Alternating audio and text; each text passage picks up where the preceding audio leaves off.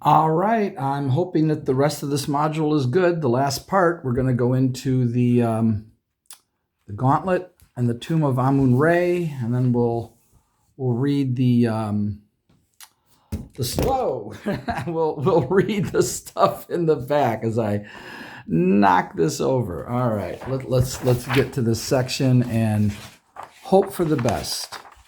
Right there. Running the Gauntlet. Okay. Gauntlet Prologue. Background. The water column and rapids in this section contain water of Athos.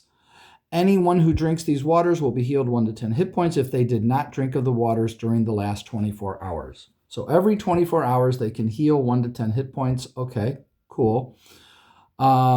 See room L6 in the plundered tomb for details about the waters of Athos. Yeah, that's all fine. I have no problem with the waters of Athos. I think it's interesting. Not sure where they are here as I look at the map, but we'll see. We'll see what it says.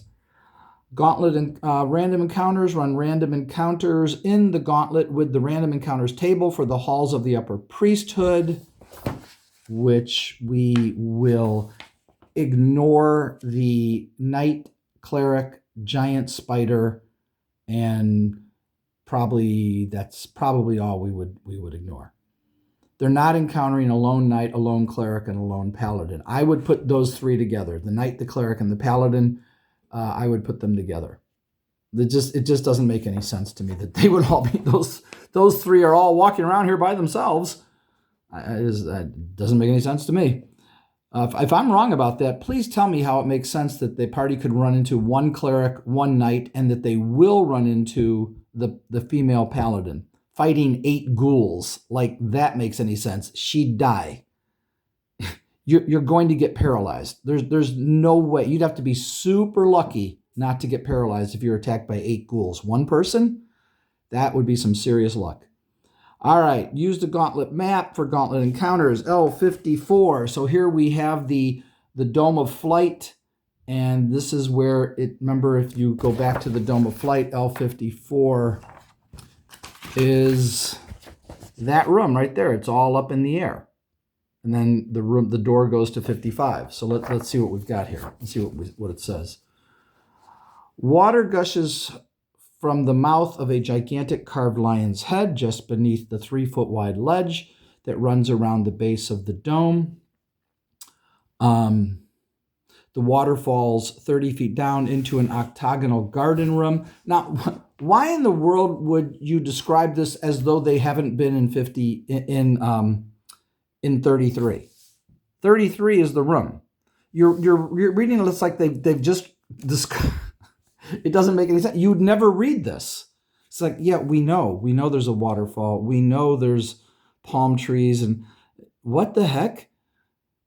That doesn't make any sense. So weird. So there's a door in the south wall directly above the lion's head. Faint but steady rapping noises. That's all. This is where the description should be started from. Faint but steady rapping noises. This thing I found weird. I don't know if it makes any sense. It didn't when I skimmed it. Now we're going to see. But this seems very weird to me. They can be heard from behind a large cut stone in the wall on the east side of the dome. There's a large cut stone in the wall on the east side of the dome. The rapping is in series of 3s. The tops of the palm trees are easily reached from this walkway. They're pineapples easily picked. All right. So somewhere in here, there's a large cut stone in the wall on the east side of the dome. Oh, and that's where there's the concealed door. Okay. This dome room overlooks the Dome of Flight garden. Yet, no kidding, 33. It's so ridiculous. Characters enter this area by using the trap trick in L33. Right, we know that. See, why are they repeating this? Characters who tap on the large cut stone will always be answered with like taps from the other side. The stone is 4 feet square by 2 feet deep and is easily pulled aside. Only if the stone is moved is the monster encountered. So there's this creature on the other side of the stone. How long has he been there? How did he get here? Because I already know what this is, and I'm so confused by this. When the stone is moved, Prit, a one-hit die creature with 4 hit points, and he has a spoon, and he's chaotic neutral. Well, that's weird. He will appear. A squirrely little gnome with a spoon in his hand. He speaks with a lisp. Prit has been happily busy tunneling through these runes with his spoon for many years. Where does he eat? Where does he sleep? And will tell you that down the rough-hewn corridor behind him, oh, so he knows there's a corridor behind him? But you're trying to tunnel through with a spoon, so is the tunnel there? What are you tunneling if you know there's something there? What? There's a small statue with a big treasure. Is that on the map? Small statue with a big treasure. Behind him, will tell you that down the rough-hewn corridor. So he knows there's a rough-hewn corridor behind him. And there's a small statue with a big treasure. He is rather simple-minded and knows little more than the unsung history of spoons in architecture. But he's been here for years. No explanation as to how he got here and why he is behind this stone. Does he live here? Does he eat? Does he eat the pineapples? What? No explanation, as usual, in this stupid module. All right, so we're going to ignore that because that goes to 64, so we'll get there later and we'll see, because that's where he is. He's right by that concealed door.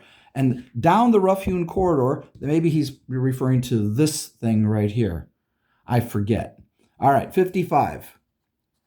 Any reason to have 55 described here? Let's see. A 20-foot long corridor runs south from a door and up at a 25-degree angle. Interesting. There, the corridor splits into 2 20-foot long corridors, 10 feet apart. Both of these corridors end in heavy wooden plank doors with bronze bands. There is a writing carved in glowing gold letters into each of the doors. Well, finally, something of significance. Or is it? I still don't know, but let's examine the doors. There's a 30% chance of reading it. Beyond these doors lie the tests of the Pharaoh. Turn now from this doom of power and evil from a heartless man. Great and awful is the horror beyond these doors. Yet if you turn away, what lies beyond ye shall never know. Okay. I guess that means the adventurers are going to say, well, we're going to check this out then. Yeah, okay. So now we're going to do the thing that I said I believe are traps. And I thought it went this way when I first looked at it. But no, we're starting here and we're going to go up the stairs, up the stairs, up the stairs, up the stairs to this thing that looks like a big hand. And I forget what that is too. All right, here's hoping. Here's hoping this is good.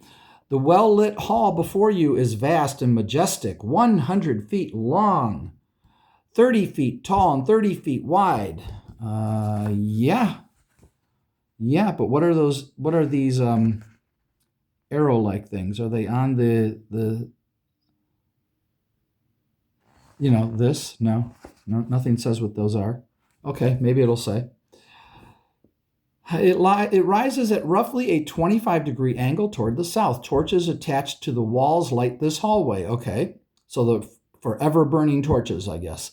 4 flights of stairs connect 3 50-foot wide by 10-foot deep landings. Oh, they are 50 feet wide. Okay, nice. Why are they 50 feet wide, I wonder? What is the significance of that? Is there any? I'm trying to get back to where I was. Water thunders in torrents past both sides of the stairs and under the landings. At the top of the stairs, there is a semicircular platform. A gigantic bronze fist is clasped on top of a bronze forearm upraised in the center of the platform. Well, at least it's interesting. That as a player, I would be very interested in what I'm looking at now. This looks pretty wild, and they say it's very dangerous. So I'm sure they were casting fine traps. I can't imagine, dispel magic. What are they going to be able to do here? Play. Show the picture of this room to the players.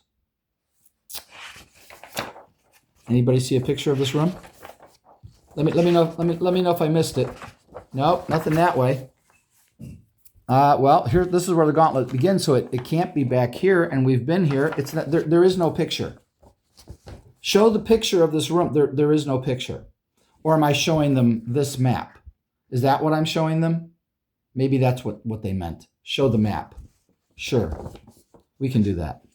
Or maybe I missed it, and you guys can let me know in the comments. Anyone jumping or falling into the water. So is this the water? Is that what this is? This says water. Okay, I guess that's water. All right, I guess that's what it is, and the water's going in the direction of the arrow. All right, figured it out. Anyone jumping or falling into the water will be swept through a duct down the waterfall into room L54. Right. Okay. The lion head. Got it. Hey, it makes sense.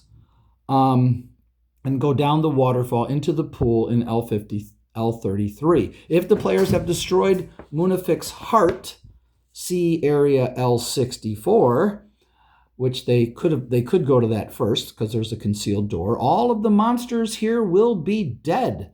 Otherwise, the monster Munafik will attack magically from the top platform, in addition to the attacks that come from encounters on each of the landings approaching that platform. So you want them, the players really want to go in here and do whatever we're going to find when we finally get there, which is going to be a little bit.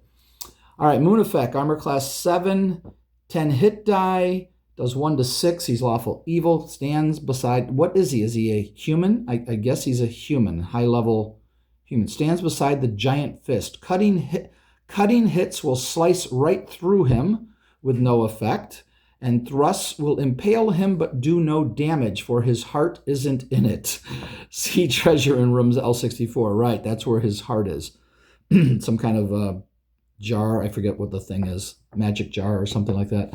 Munafik can use these spells at 10th level magic, so protection from good, that doesn't do anything. Magic missile, sure. Push, comprehend language, no. Forget, I don't know if that'll could work, maybe. Make the wizard forget something, I don't know. Levitate, sure, I guess. Web fireball, there we go. Lightning, there we go. Slow, fumble, polymorph self. Why does he want to polymorph self? Animate dead, and distance distortion. Distance distortion, I'd have to check that spell. When the party first enters a room, Munafik will cast the comprehend languages so that he can understand what the party is saying. Spells will affect him as they would any 10th level magic user, except that damaging attacks will have no effect. Also, you can just kill him with spells. For example, a hold person spell will hold him, but a magic missile can hit him. Oh, a magic missile can hit him, but will cause no damage. Oh. Spells will affect him, but the damage, it won't be able to do any damage. But he can be held. All right. Well, that's cool. This was to be the last stronghold of the Pharaoh's tomb. Originally, the only entrance to the true tomb was through this hall, but ground disturbances and a spoon have made other entrances. You want me to believe that a spoon did all of this? Okay, well, he's been there for years, so sure. It's a magic spoon, guys. Go with it. Blah, blah, blah, blah.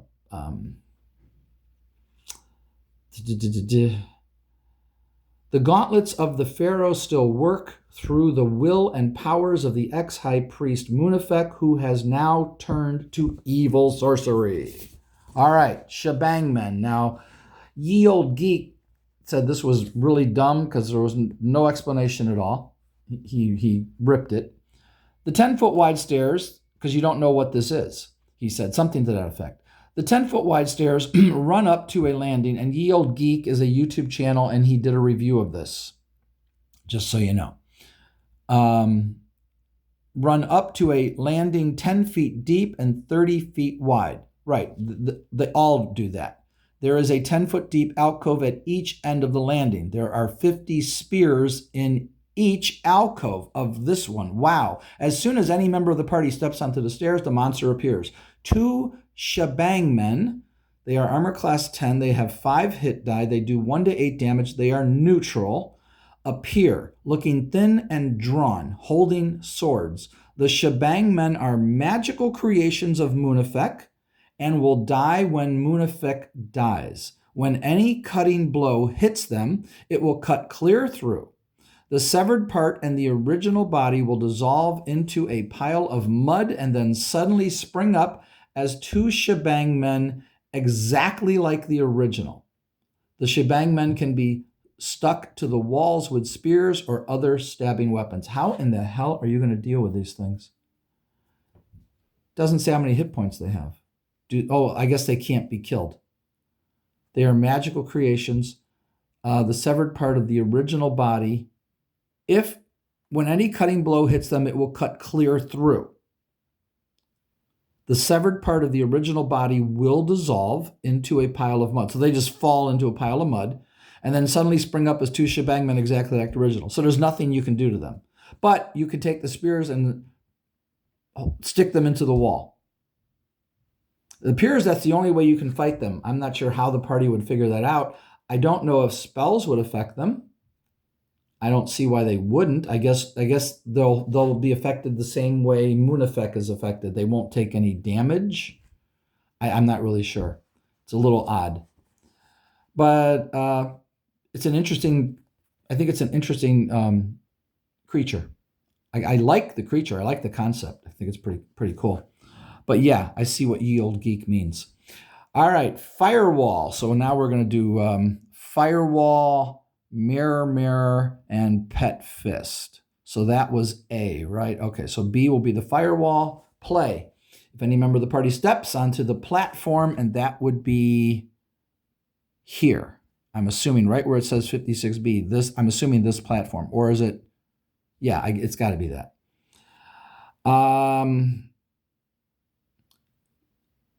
A wall of fire suddenly descends from the ceiling, roaring and heating the room unbearably. Neither cold nor water will lessen this flame because it is an illusion.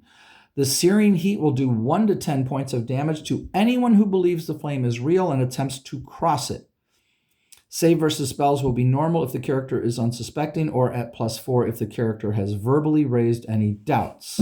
Wood will not burn in this illusion. 10 feet behind the wall of fire. Oh, that's how you can tell it's an illusion. Stick wood in it. 10 feet behind the wall of fire is the second trap. Passing through the fire, the players are confronted with a solid stone wall that runs from one side of the vast hall to the other. It rises to full height to the ceiling. It is also an illusion with the same modifiers to disbelieve as noted above. Those who run into the wall believing it is there will take 1 to 6 points of damage. Why would anybody run into a wall? But okay, I guess if they're running through the fire, they'll run into the wall and take points, even though it's not really there. Okay, that's kind of interesting. I kind of like it. All right, C, mirror. Is this going to be a mirror of opposition? I hope it's not. As each member steps onto the access stairway, a monster will appear. An exact likeness of each character that steps, yeah, it's a mirror of opposition, basically, that steps onto the platform will appear on the landing before them. Each will be armed as the character is armed, except that the magical weapons, magical armor, and other magical items that the party may have will work only as non-magical items of the same kind. All of the characters' magical items will work. The likenesses of magic user and clerical characters will not know of or be able to use any spells. Otherwise, these likenesses are the same as the characters in hit points, hit dice, etc. The likenesses will only have as many hit points as the characters have remaining, not the character's normal number of hit points. When killed, the likenesses change to a featureless clay humanoid form. Okay, so they are a little different from Mirror of Opposition. Good. Thank God. And will not move again.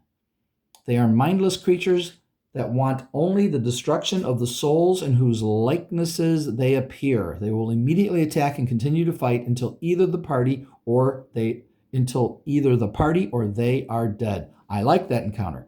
Cool encounter, good encounter, and the shebangmen are a good encounter. You just got to figure out how you're going to use them. But I like all of this. Finally, Pet Fist. The final flight of steps leads up past the rapid waters to a semicircular area 30 feet wide, 20 feet deep. There is a bronze arm with its hand formed into a fist in the center of the room. Behind this can be seen a throne. How big is the fist? There is a bronze arm hand formed in the fist. It looks really, really big on this map. The Pet Fist, armor class 7, movement 3, hit die 10, 50 hit points, will strike at anything that moves. How big is this fist? Why aren't you telling me how big the fist is? God, they leave out the things that they need to. That's it. There's nothing more about it. And he's up there with the fist. Will strike at anything that moves within its 15-foot reach.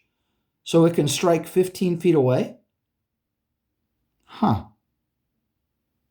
Movement of 3, so it's moving really slow. But it can strike 15 feet away within its what? I don't understand. I'd make something up and make it work, but that is a piss poor explanation, but it's a cool idea. Exit at last, 56E at the double doors. Okay, we are at the double doors. Behind the throne, there is a set of bronze double doors. These doors lead to room L57. They open easily and quietly. Did you even need to put that there as a separate thing? But I guess it's fine. So now we're going to go to 57, which is a big room, which looks like, I don't know what that is. Is that, I thought I was going to say water, but it doesn't say water on the key on the map. Let's see what it is. This is a 30-foot wide semicircular, 30-foot wide semicircular room with a 10-foot wide with 10-foot wide corridors leading to the east and west.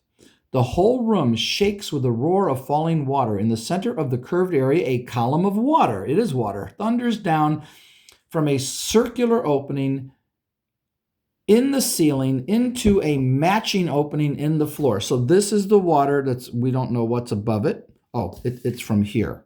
It appears to be from here, if I had to guess. All right, we'll see if that's the case. Let me, we'll just leave it right there. Okay. The common speech symbol for question mark is engraved in the floor in front of the opening in the floor. In front of the opening in the floor. So in front of this opening, I guess. Anyone verbally asking a question will trigger the trap. A person stepping into the rushing water, why would anyone do that, will take 1 to 6 points of damage and be abruptly carried through a duct to the rapids of L56, blah, blah, blah, down the whole thing. Why would you do that? If a question is asked, a deep, watery voice will speak from the pillar and ask 3 questions. If any of the questions is answered with a lie, the character answering will be struck by lightning for 1 to 8 points of damage. Well, that's not a lot of lightning. For a first level party, that would be a lot of lightning. That'd be normal. And the pillar will begin again with the first question. If a question is answered truthfully, the column will proceed to the next question as below until all 3 are answered. The first question it will ask is, what is your name? Oh, we're doing the Monty Python thing. How fun. If the PC's name is given truthfully, they will ask, what is your quest? If the answer is truthful, the voice will ask, on whose hallowed ground stand ye? So this is just fun. They're doing Monty Python. Okay. If the answer Amun-Re is given, then the column will instruct, put thy hand in mine, and a white impression of a hand will appear in the floor in front of the column. Anyone of good or neutral alignment who places, let me get back so you can read it, who places his hand into this will cause the water pillar to run backwards from the floor to the ceiling. Anyone stepping into the water during the next 5 minutes will be swept upward 30 feet to room L65 in the tomb of Amun-Re. Okay. That's kind of cool. It's kind of wild. With no danger of drowning. So you got to answer correctly. All right. Evil aligned people may safely enter the water if the column of water has been reversed by a good aligned person. If an evil person tries to put his hand into the impression, a lightning bolt will gently knock him to the floor for 1 to 8 points of damage. Okay. Reading room, L58. Where's 58? Now I'm going to look again. Gee, it's right in front of my face. 58, 59, 60, 61, 62, 63. Okay, so we don't have to look at the map anymore. It's an octagonal room. Okay. 58. An octagonal white marble room 30 feet across lies before you with a 10-foot wide archway in the east wall. An old book lies on a marble slab in the center of the room. Another archway leads out of the west. So far, I like it. Treasure. The book is a librum of ineffable damnation. Any evil magic user who reads this book will advance to the midpoint of the next highest experience level. The book takes 1 week to read. Any good or neutral person who reads even one word of it will drop the midpoint of the next lower level. So, nasty. Waterbed. So, okay, that's fine. Because there's no evil. No one's playing evil, most likely. I don't understand playing D&D if someone's playing evil, unless you're all playing evil. If you're all playing evil, then that could be a fun game, just to do it for fun. Waterbed. But of course, if you play an assassin in first edition, you're evil. So whatever. You enter an octagonal room, same thing. 15. In the center of the room, there is a 10-foot wide by 15-foot long pool of water. There is? Oh, it's not on the map. Interesting. A large bed with satin sheets rides in the middle of the pool on pontoons. 10-foot wide, 15-foot long pool of water. A large bed with satin sheets rides in the... So it's a water bed. Got it. Tied to the pool's edges with ropes. No explanation. Nothing. It's just... What is the point of this? You can't put something and then not say why it's here, what it's for... There's nothing. Hey, look, it's a waterbed, guys. Ha ha. Wasn't that funny? Okay. What the hell? Sitting room. An octagonal white room with a rug covering the floor. A chair and a bench stand against the east-west wall. Wow, that was exciting. Octagonal room. Archways in the east-west walls lead out of the room. Gee. Oh, it's the dining room. Okay. Sure. Storage room. Nothing in there. Rumpus room. Nothing in there. Nothing. Heart's lair. Rough cavern made more by four. Is this going to be this guy? I'm just going to guess. With it 64. We're finally there. We're at 64. That must be this guy. I thought this was this creature called a stone guardian when I first looked at it. I believe it's a clay golem. Yeah, it's a clay golem. Well, that's dangerous as all can be. Rough cavern made more by force than grace from the fitted stones of the pyramid. Oh, it wasn't made by the gnome with his spoon. Okay. Good, thank God. Because that would be nonsense. Jumbled blocks are strewn about the floor. The cavern measures roughly 30. I would not put that gnome in there. I would not put the gnome with the spoon. How about you? That does not exist in this place. It's the dumbest thing one of the dumbest things I've ever seen in a module.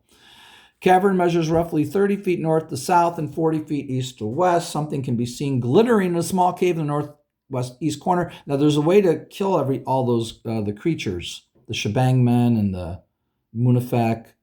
A huge dark shape stands in front of the cave in stony silence. It's a clay golem. Nasty. 11 hit die, does 3 to 30 points of damage. 3 to 30, yeah. Behind the golem in the cove is a glass bell jar that glints through the dust and soot that covers it. The jar is sealed to the base, and the glass will break before the base will loosen. Did he put the clay golem here to protect him? That's a smart move if he did. That's a creature I'd want protecting my heart in a jar. Within the jar, treat the glass as armor class 4. Hit points 28? Wow. That's some tough-ass glass jar. The jar is sealed to the base and the glass will break before the base will loosen. A beating human heart can be seen. After the jar is broken, the heart will die. The heart is Munafix. The heart's death alone will kill the evil priest of the pyramid. Yeah, and everything else.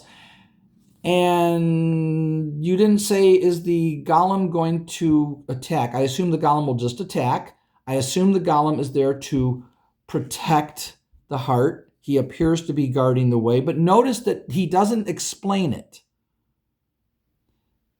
I guess he assumes that you'd figure it out. It's like, yeah, but you should. Why is the clay golem there? Did Munafik put it there? Is he guarding? Doesn't say. Hey, there's just a clay golem here. Well, I guess we'll fight it. Oh, it's attacking you. Oh, yeah, of course it is. It's a clay golem. The tomb. Surely, surely, this will be the most awesome part of the module. It has to be, right? As I'm moving things around.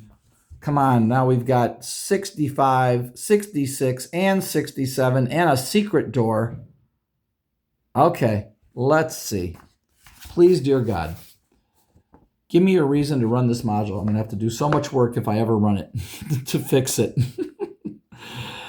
Background, the water column contains water of Athos. Right, duh, okay, we know. No encounters take place in these rooms. Good, they shouldn't. Use the Tomb of Amun-Re map. Yeah, no kidding. Boy, they just keep stating the obvious. The water flows up the shaft and splashes around approximately 3 feet above the level of a corridor. The corridor is 30 feet long, ending in a bronze set of double doors. And there we go with 65. So oh wait, characters can splash through. There is play to the stone floor of the corridor. Unless the characters have taken great care, light may be a problem because of wet torches. After 5 minutes, the water will change, running down the shaft instead of up. The water enters the shaft from a hole just below the floor of the corridor. Characters cannot safely enter the water column from here. Let me try that again. Running down the shaft. The water enters the shaft from a hole just below. Okay, where's the water coming from? Is the water pouring down into this hole from above? Doesn't say. Isn't that amazing? They don't bother to explain where the water is coming from. Is this a jug of endless water, or what, a canter of endless water, whatever they call the thing? Nothing said. All right, so now we're going to be in this interesting looking room. All right. This is interesting. I did read through this a little bit. It is interesting. Bronze double doors open in the center of the south wall of a 30-foot square room. 4 pillars. Let me get it so you can see it. 4 pillars. There we go. Oh, no, I got to pull this so you can see here. All right, we'll look back at it later. 4 pillars rise up to the ceiling. On the west side of the room, running the full length of the wall, is a reed boat. Its mast lashed to the bottom of the boat. There are several jars inside the boat. There is a post in the boat's bow with what appears to be an empty setting for a huge gem on it. On the east wall, there is a large painting of the same boat that is on the west side of the room, as though it were sailing high above the clouds. Oh, you mean like this picture? Uh-huh. That's what we're looking at. Okay. As though it were saying above the clouds, carrying a large and beautiful gemstone in its bow. Is that in the picture? I don't think it is. They don't show the gemstone. Well, that's too bad. In the center of the room is a stand with a plaque on it which reads plainly, "Let him who knows our God speak his name." There is another set of bronze double doors in the center of the north wall. Okay, so there we go. So the painting of the boat is here. The jars contain treasure. The painting is a trap trick. The plaque is meaningless. Anyone who tries to touch the painting will find his hand passing right into it. Cool. If a character sticks his head through it, he will find himself looking out over the clouds as if from a window that is 10,000 feet in the air. I love it. 30 feet beyond this window, an exact copy of the reed boat in the treasure room is anchored to a cloud. This is really cool. There is one important difference. The Star of Mopelar is in the bow of this boat. See Treasures and Tomes. This gem is one of the 2 treasures the characters need to fulfill their quest. Did you at any point in this module, maybe I missed it, tell me what they need to fulfill their quest? Was it that did they know that this is what they need? One of 2 treasures? If it is, and I just missed it, if anyone could let me know, because great, they actually are on a quest. Cool. Anyone who just steps through the magical window will fall 10,000 feet. Okay, full stop. If you fall 10,000 feet, you're dead. There is no chance you could ever survive. You're dead, right? Fall 10,000 feet onto the pyramid. 10,000 feet. You're up 10,000 feet from the pyramid? You're in the pyramid. And how much damage do you take? 20 to 120. 20d6. No, you're dead. Oh my God. Yeah, it's going to kill most people. It kills everyone. Nobody can survive. God almighty. 10,000 feet. The characters will need to find some way of crossing the distance between the painting window and where the boat is anchored in the sky. No amount of effort will move the boat from its position in the sky. Cool. I think there are high-level magic spells that could, but yes, okay. The boat is at the same height as the window. The characters might try to grapple the boat and cross on a rope. Note that spells such as fly and teleport will operate through this painting window. So you just fly over, or teleport over, or just use a rope. Shouldn't be that hard to figure out. The window is located 10,000 feet directly above the pyramid. Okay. Treasure. There are 10 ornate vases inside the boat. Each contains 500 platinum pieces. All right. That's a treasure that's placed, that's hard to get to. Fine. Odd, but okay. So 5,000 platinum pieces. Cool. I'm fine with that treasure. It's not great, but I'm fine with it. Because it's just sitting there. But yeah, you have to get to it, but I don't think it's going to be that hard to get to it. So then we go to the tomb. So here is the tomb. This better be good, guys. This better be really good. Through the double doors and down a 10-foot long corridor, you now enter the burial room, which is 30 feet wide by 40 feet long. The great sarcophagus is in the center of the room, the golden staff lying across it. In the center of the north wall stands a statue of Amun-Re with a carved copy of the Star of Mopelar held out in its right hand and the staff held across its body with its left hand. A phrase is written on both the east and west walls. Players may proceed with treasure and trap trick as well as the runes and lore. The monster is inside the sarcophagus and will not attack unless the lid is opened. Right, I've seen the picture. If the sarcophagus is open, the mummy will attack. Well, the clay golem is a lot worse than a mummy. So this is not the hardest thing to fight, which seems odd. Let's continue. Lying across the sarcophagus is the Pharaoh's Staff of Ruling. This is one of two treasures they must... So this is the other one. You're just telling me this now. The Star of Mopelar and the Pharaoh's Staff. Maybe it was in the speech that the guy gave. And I just forget that it was in his speech that Amun-Re said. I'd have to go back and read it. Perhaps that's it. But I would make sure they know it regardless. These are the two things you must find to free this man who's been walking the desert for 1,000 years. Okay, it can be easily and safely taken from the top of the sarcophagus. So you don't even need to open the sarcophagus, but of course players are going to open it. Of course they are. The statue is a secret door that leads to a 10-foot wide by 20-foot deep alcove. If a character holds the Star of Mopelar in his right hand and the staff in his left, as the statue holds them, he and whoever is touching him will be able to teleport to the area behind the statue in room K4. In room K4 in the temple. So we're back to K. K. Oh. K4. Right there. Okay. Nice. So you can get out.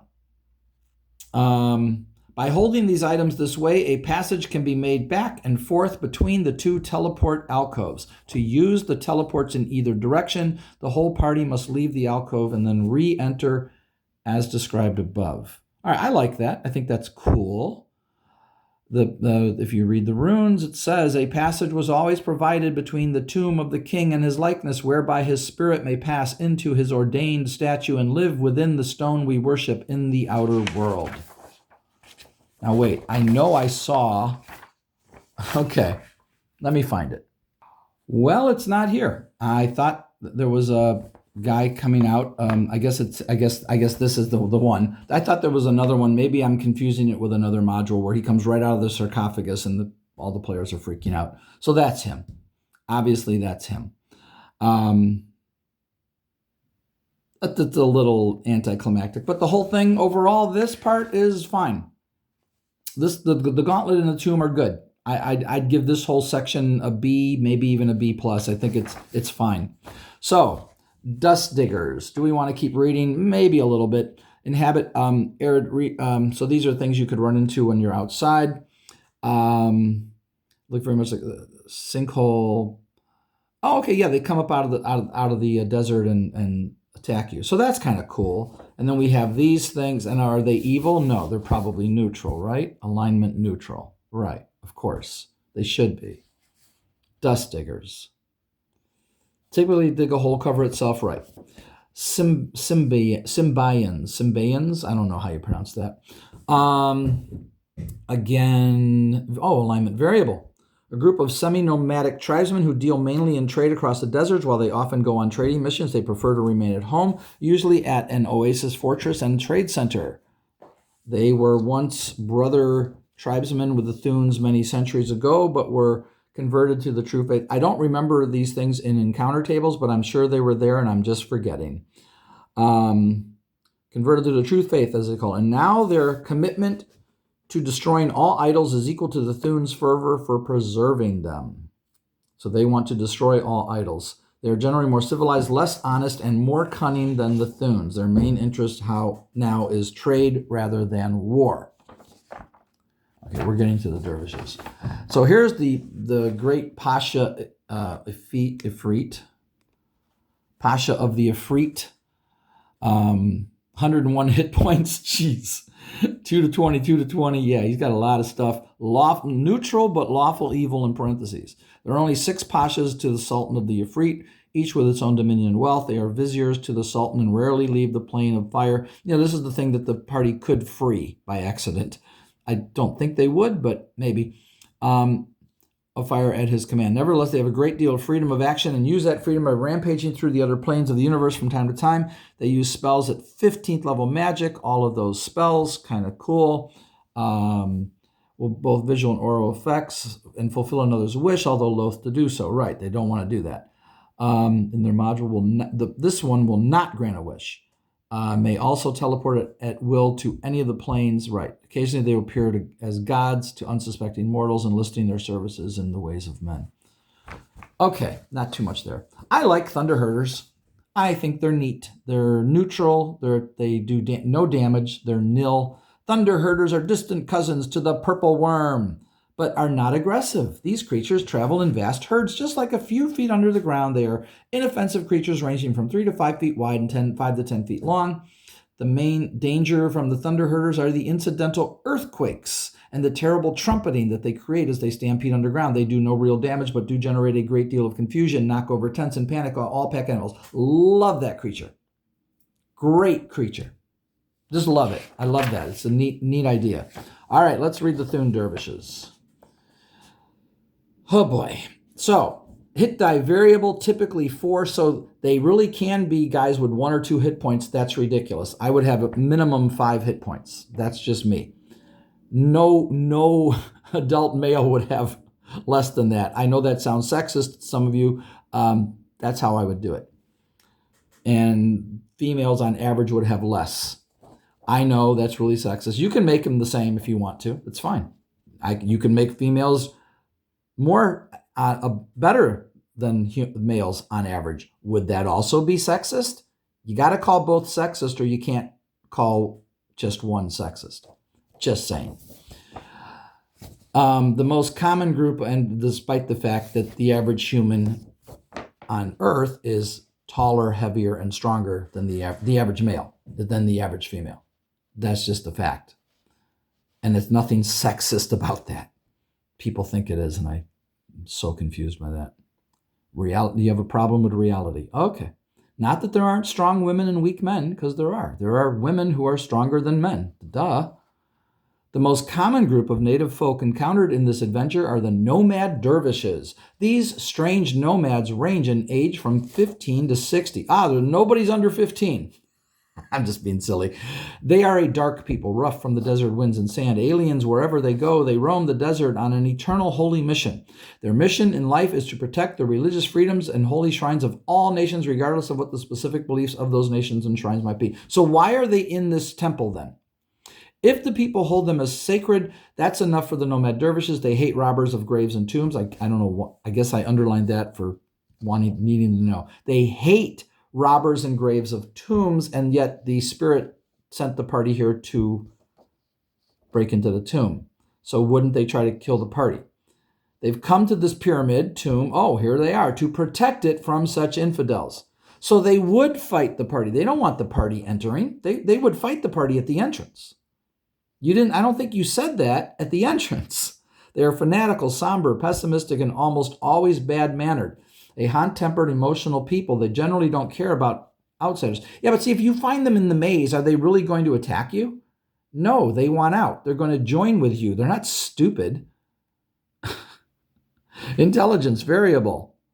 Average. They're of average intelligence. Too highly intelligent. They are scrupulously honest and fearless in a fight. Their only outside interests are gambling, wine, and sports.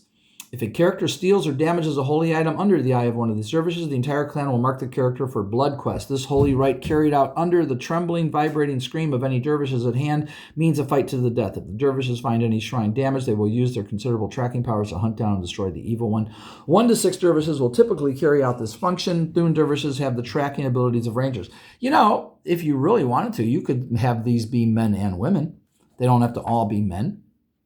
Talk about if you want to make a sexist claim, but it really doesn't matter. That's the whole point, really, in my opinion. Then we have the tome of Amun-Re. Ancient work written in common speech. There are 2 chapters within the tome. Characters trying to read the tome must first tell the DM what they want to read. There's a base 20% chance to correctly read it. Only 1 verse may be returned. Thieves may add their read languages. When a pinnacle central roll, the DM should roll for the book. Determine which verse is read. Remember that no one translates the book. And so then the book is this and this. Book of Amun-Re, Tale of Years. And all this is it's telling you the history. It's giving you information. But I don't think any of this information matters. So I'm confused why this is a magical item. Maybe I'm missing because I didn't read through all of this. I'm looking to see if there's anything here. I'm just kind of scanning it. If anybody sees anything that is like significant, because this is a magical item. I'm not sure why this is a magical item. It doesn't seem like a magical item to me. But whatever. And then you have the Pharaoh's ruling staff. Now this thing is pretty cool. It's worth 5,000 gold, and in the hands of one who knows how to use it, is capable of 3 types of magical acts. Striking the tip of the ground 3 times will cause the staff to polymorph itself into a large venomous snake. That's cool. It will not attack the wielder. Grasping the snake by the tail firmly at -2 to hit, polymorphs the snake back to a golden staff. Striking the ground twice and then spinning the tip in the air will create a globular ball of lightning, which for every round is spun before it reaches its target with about 1 to 10 points of damage potential. That's weak for a ball of lightning. Note, however, that the person spinning the lightning must concentrate both on its spinning and its direction for detonation. If the spinner, I would go 2d10, personally. If the spinner is disturbed during the spinning, he moves or is hit, then the ball detonates on the spot with as much damage as had been spun to that point. I'd do 2 to 20, 2d10. Striking the ground once and then pointing it skyward will produce a clap of thunder of such volume that all exposed creatures within 1,000 feet must save versus petrification or be struck with fear for 1 to 10 rounds. A clap of thunder. Wow, okay, all right. Causes fear. Staff holds only 5 charges of each type. Only a sage and his fee will extract the above information, or a little lucky experimentation. The staff holds only 5 charges of each type. How do you charge the staff again? I guess that's just regular D&D stuff.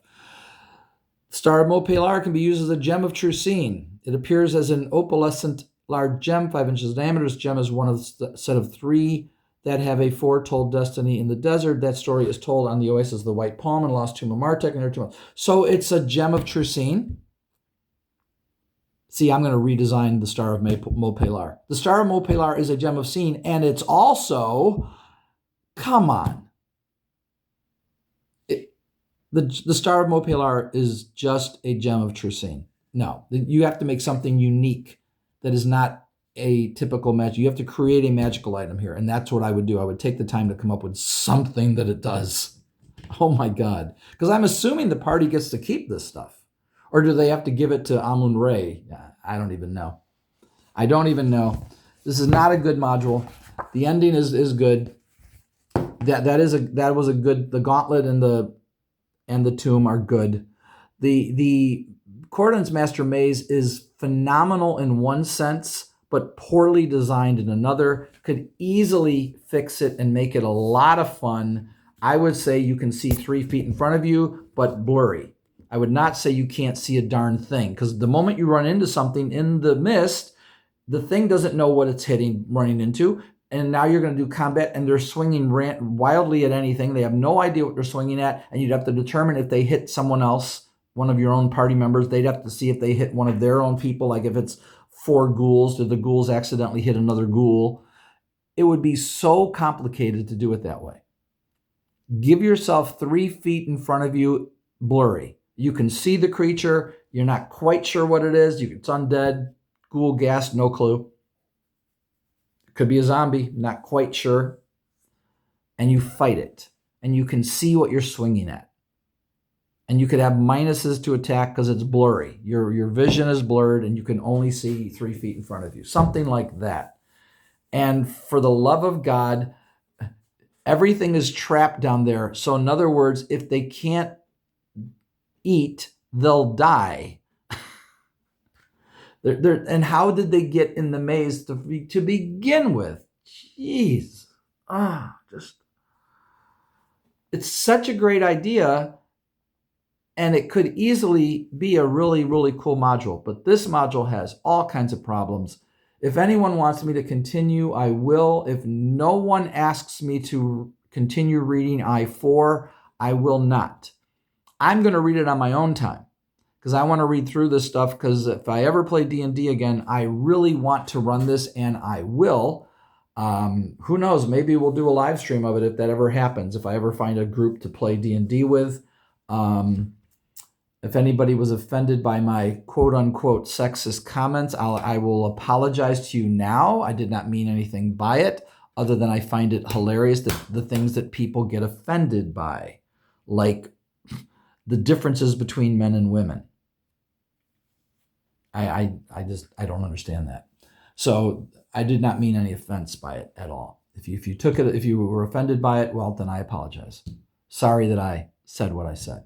All right, with that, I will finish. I will end this, and I am also reading other things, a couple other things. And if you'd like to listen to my narration of my 2 D&D novels, they will all be in a playlist in the description below.